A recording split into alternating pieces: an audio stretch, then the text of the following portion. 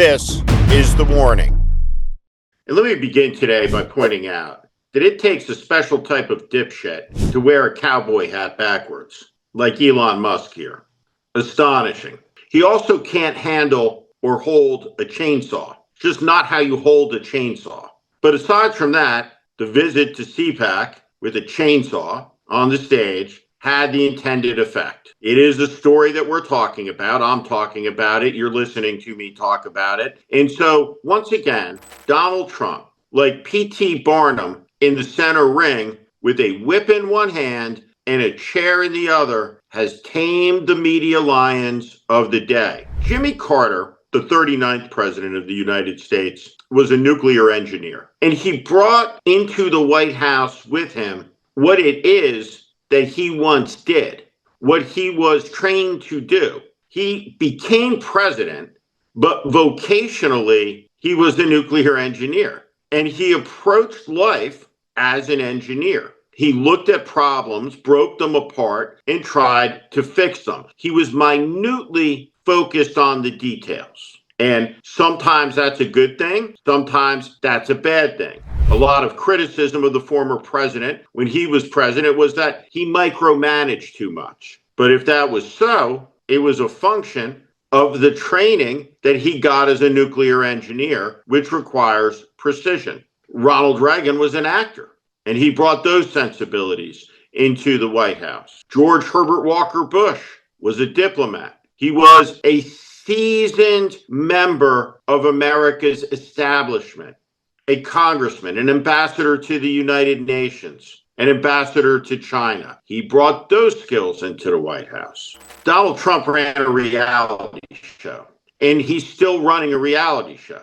Donald Trump produces the Donald Trump reality show, The White House Years, every day. And for some reason, the Democratic Party seems incapable of comprehending what's happening and how to respond to it.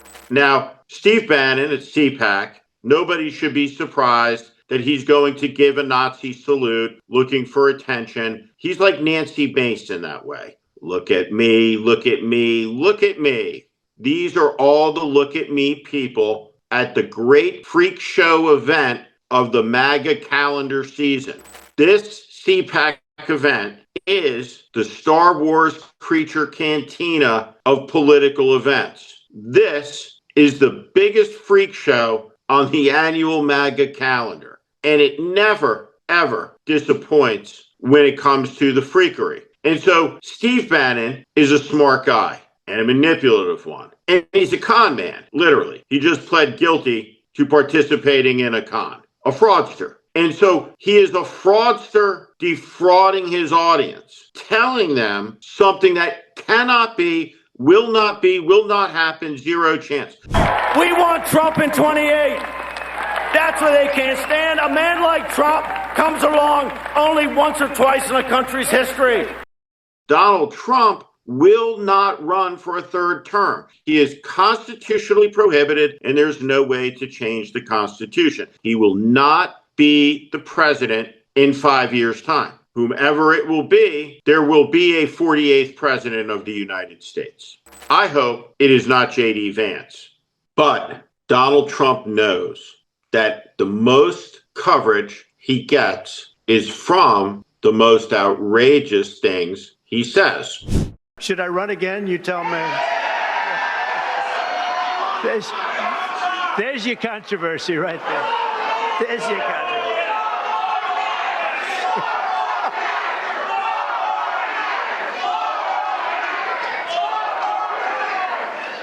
Thank you. You'll be seeing that on you're gonna see that tonight, Tim, on television.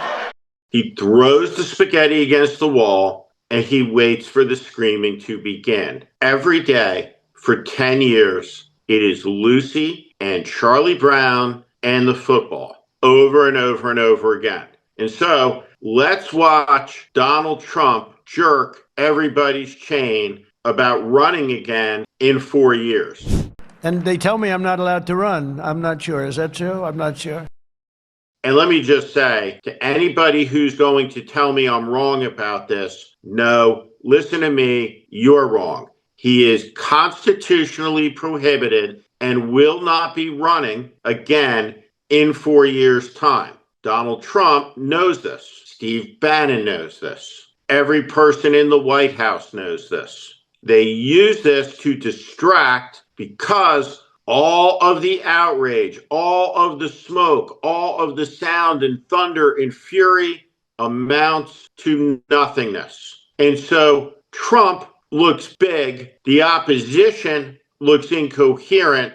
Trump gets to say, I'm doing things, and his opposition looks perpetually defeated. And each day, the two congressional leaders, Chuck Schumer and Hakeem Jeffries, sign up for more abuse to get their asses kicked by playing along again, day in, day out, more of the same. It is astonishing. What must be done is to focus on the things that matter most, that the American people care about.